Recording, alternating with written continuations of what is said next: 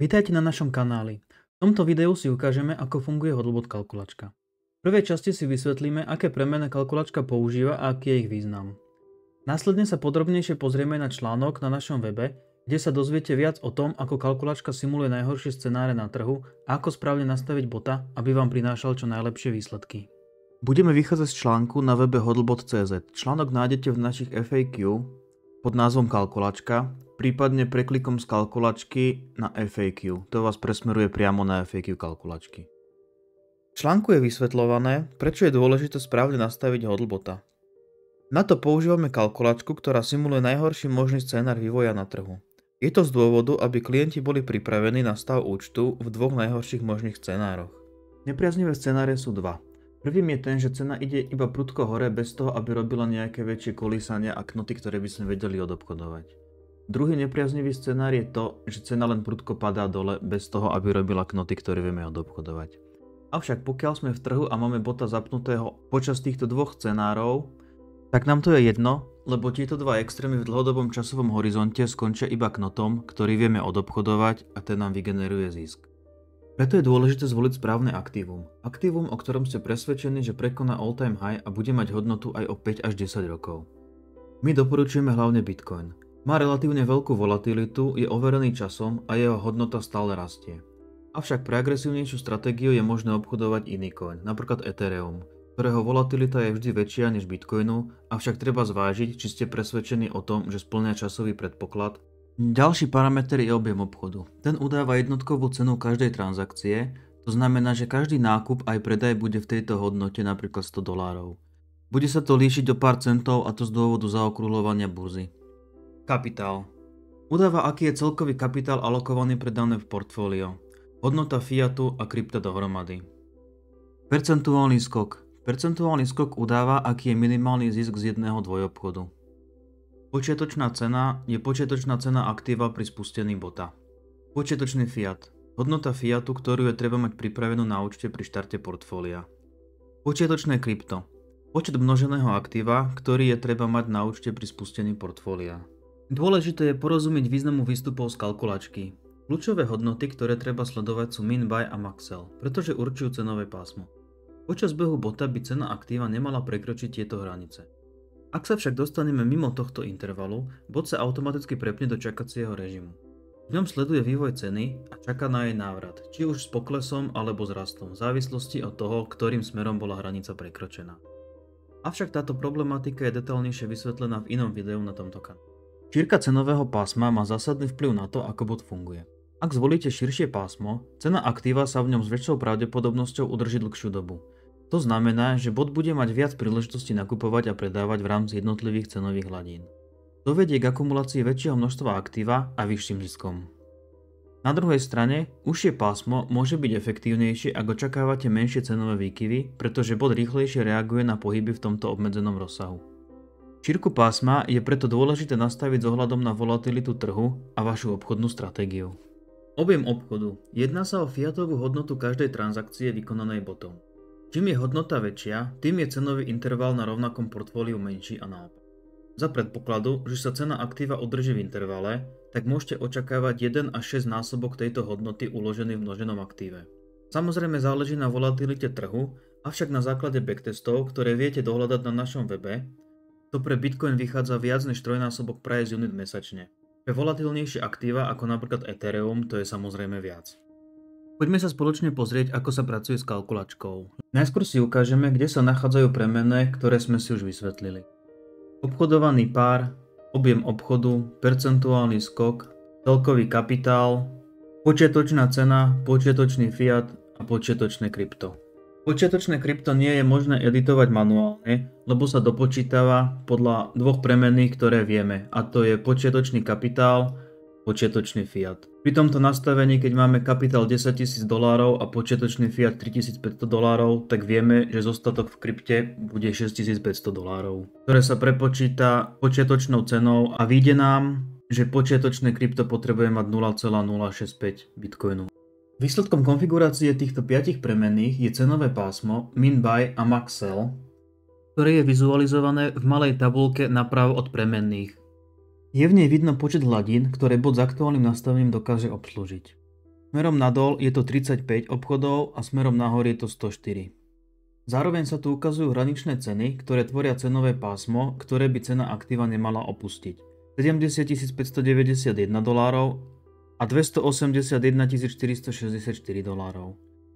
Súčasne je tam vizualizovaný aj relatívny rozdiel od aktuálnej ceny 100 000. Jedná sa o pokles o 29,41% alebo stúpnutie od 181,46% od aktuálnej ceny, ktorú máme nastavenú na 100 000 dolárov. Poďme teraz spoločne vytvoriť rozumné nastavenie pre hodlbota pomocou kalkulačky. Uvažujme, že máme kapitál 10 000 dolárov, ktorý chceme vložiť do hodlbota. Budeme obchodovať pár Bitcoin a Tether. Bitcoin sa aktuálne pohybuje na cenách okolo 100 000 dolárov za kus, tak nastavíme počiatočnú cenu na 100 000. Vo fiate môžeme nechať napríklad 6 000 dolárov, takže vyplníme do políčka počiatočný fiat hodnotu 6 000. Objem obchodu môžeme nechať na 100 dolároch. To znamená, že každá transakcia, ktorú bot vykoná, bude s objemom 100 dolárov. Pre lepšie pochopenie prelievania kapitálu sa pozrite na stĺpec fiat v tabuľke. Vidíte, že medzi jednotlivými hladinami je rozdiel vo fiate presne 100 dolárov. Smerom nad počiatočnú cenu sa objem fiatu zvýši kvôli odpredajom krypta a smerom pod počiatočnú cenu klesne kvôli nákupom. Vidíte, že rozdiel medzi hladinami je 1,5%. Je to presne preto, lebo percentuálny skok je nastavený na túto hodnotu. Percentuálna zmena je počítaná od počiatočnej hodnoty, avšak ak si skontrolujete rozdiel medzi susednými hladinami, vyjde vám vždy 1,5%. Napríklad 101 500 krát 1,015, čo tvorí zisk 1,5%, vyjde presne 103 022,5 doláru, ktorý tu máme správne vizuálne. Takže ešte raz. Táto hodnota určuje rozostup medzi jednotlivými cenovými hladinami. Zároveň určuje, aký je profit z jedného dvojobchodu. Tu si treba uvedomiť, že rozostup medzi transakciami je dôležitý. Čím menší je rozostup, tým viac transakcií sa uskutoční pri pohybe ceny. Odporúčam nastaviť na 1 až 2%. Ak sa chcete pozrieť, ako ovplyvňuje percentuálny skok počet transakcií a výkonnosť portfólia, tak sa pozrite na webe hodlbot.cz do záložky Backtest. Ako už viete, dôležitý ukazateľ je min buy a max sell. V aktuálnom setupe bot odobchoduje 60 úrovní smerom nahor a 60 úrovní smerom nadol. To znamená cenu od 40 929 dolárov do viac než 244 000. To je relatívne veľký range. Pozrite sa, ako ovplyvní zmena percentuálneho skoku tento interval. Ak percentuálny skok zmenšíme na 1%, tak sa range zmení na 60 obchodov smerom dole a 50 smerom hore, čo nám zmení odobchodovateľné ceny na 55 000 dolárov a 164 000. Ak ho nastavíme na 2%, tak range samozrejme zväčšíme na 60 smerom dole a 79 smerom hore, čo činí 30 000 až 477 000. Počet obchodov smerom dole sa nemení. Je to preto, lebo je to udané počtom fiatu na účte. Keďže fiat sa z účtu odpočítava len po jednotkách objemu obchodu, čo je pre nás 100 dolárov, tak výpočet je jednoduchý. 6000 deleno 100 sa rovná 60. Počtom obchodov smerom nahor je to zložitejšie. Čím je cena vyššie, tým menej aktíva sa odpredáva, preto tento výpočet je trošku zložitejší. Ponechajme ho na kalkulačke a nebudeme sa tým trápiť. Pokiaľ chceme upraviť pomer medzi min buy a max sell, stačí zmeniť pomer počiatočného fiatu a krypta. Pokiaľ chceme dostať min price vyššie, tak stačí zmenšiť fiat na účte, tým sa zvýši alokácia v bitcoine, čo posunie hornú hranicu vyššie. Takže zmením 6000 dolárov na 5800. A vidíme, že sa zmenil aj min buy a max sell je vyššie. Ďalšou možnosťou, ako zmeniť interval, je použiť premenu objem obchodu. Ak chceme interval zväčšiť, tak znížime price unitku, čo spôsobí, že kapitál sa míňa pomalšie, či už na dokupy alebo krypto na predaje. Dôsledkom toho sa zväčšuje celkové odobchodované pásmo. To môžete vidieť na prekresľovaní tabuľky. Ak chceme toto pásmo zmenšiť pomocou objemu obchodu, tak price unit samozrejme zväčší. Vidíte, že zvyšovaním objemu obchodu sa odobchodovaný range zmenšuje. Doteraz sme si opisovali proverziu kalkulačky, ktorá má viac premenných a je určená hlavne na pochopenie, ako bot funguje, prípadne doladenie stratégie pre vašu spokojnosť. Na používanie môžeme použiť jednoduchšiu variantu a tým je kalkulačka Lite. Na Lite verziu prepnete jednoducho. Zmením prepínače nad kalkulačkou z Pro na Lite. Lite verzia obsahuje tiež premenné kapitál, počiatočná cena, percentuálny skok. Pre zjednodušenie používania si tu volíte priamo počet úrovní nahor a počet úrovní nadol. Tomu odpovedajúce ceny sa dopočítajú. Výsledkom tejto kalkulačky je, aké majú byť hodnoty objem obchodu, počiatočné krypto a počiatočný fiat. Tak, aby rešpektovali vami zvolený cenový interval s vami zvoleným kapitálom. Správanie bota v rôznych trhoch. Ak sa rozhodujete, či spustiť hodlbota na trhu, ktorý klesá alebo rastie, je dôležité pochopiť, ako sa správa v rôznych situáciách. Bot bez ohľadu na trend dokáže pracovať vo váš prospech, ak je správne nastavený. Ak máte bota spusteného počas dlhodobého klesajúceho trendu, je to pre váš hodlbot výhodné. Hoci hodnota vášho portfólia môže dočasne klesať, každého obchodu získate viac kryptomeny. Keďže ste si vybrali aktívum, ktorému dlhodobo dôverujete, pokles ceny znamená, že za každý nákup získavate viac a viac satoshi. Naopak, ak bot funguje počas rastúceho trendu, profitujete zo ziskov pri predajoch počas rastu. Bot priebežne predáva a dosahuje zisk, takže sa nemusíte obávať, že by ste pri lokálnom maxime vôbec nepredali. Pokiaľ je dlhodobý rastúci trend, volatilita je násobne väčšia než počas klesajúceho trendu. V oboch prípadoch je však kľúčové, aby sa cena držala v nastavenom pásme min buy až max sell, pretože len vtedy môže bot efektívne fungovať. V nasledujúcom bloku sa pozrieme, ako to vyzerá, ak nastavíme malý cenový interval. Súčasne sa pozrieme, či má zmysel časovať trh pri spúšťaní hodlbota a ako moc je dôležité správne nastaviť cenový interval. Poďme si zacestovať v čase a tvárme sa, že sme v roku 2017, kde bola najvyššia cena Bitcoinu približne $20,000. Uvažujme, že nastavíme range od $4,000 po $25,000, čo je o štvrtinu viac, než bolo vtedajší all-time high. Takto by vyzeral vývoj grafu do 25.11.2020. Poďme si povedať niečo k cenovému intervalu, ktorý som zvolil. Min buy je jednoduchý. Odporúčame klientom pripraviť sa na prepad aspoň o 80% od najvyššej hodnoty, čo v našom čase vyžadovalo byť pripravený na prepad k $4,000. Max sell som zvolil na 25,000 preto, lebo vám chcem demonštrovať, ako to vyzerá, keď ho zvolíte nízky. Treba si uvedomiť, že musíte byť presvedčení o tom, že maximálnu dosiahnutú hodnotu posuniete o násobky vyššie, než aktuálne je. Nie len o 25%.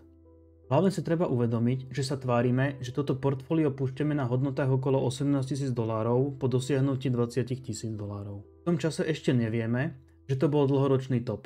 Práve naopak. Trhový sentiment bol taký, že do pár dní sa odhadovalo, že 20,000 prekonáme a pôjdeme k 25,000. Na obrázku vidíte písmenka od A po E. Poďme si k nim niečo povedať. Bod A znamená vysokú volatilitu. Táto časť grafu ukazuje vysokú volatilitu, kde každý týždeň vidíme dlhé knoty. Rozdiel medzi najnižším a najvyšším bodom knotu môže byť až 97%. Čo na akejkoľvek hodnote percentuálneho skoku vygeneruje veľké množstvo dvojobchodov, ktoré vám uložia zisk do Bitcoinu.